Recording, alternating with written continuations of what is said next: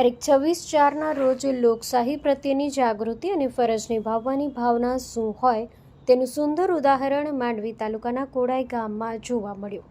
કોડાઈ ગામના વરરાજા શેખજાદા સુભાન પોતાના જીવનની સૌથી મહત્વના પ્રસંગ લગ્ન પહેલા મતદાનને પ્રાથમિકતા આપી મતદાન મથકે પહોંચી પોતાના મતાધિકારનો ઉપયોગ કર્યો.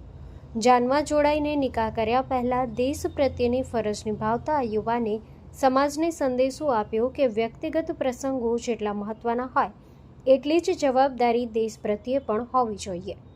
આવી પ્રેરણાદાયી ઘટના અને નાગરિકોને પણ મતદાન માટે પ્રોત્સાહિત કરે છે અને લોકશાહીને મજબૂત બનાવે છે.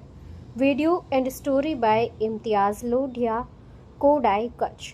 જનમિત્ર ન્યૂઝ ભુજ, સતત આપની સાથે.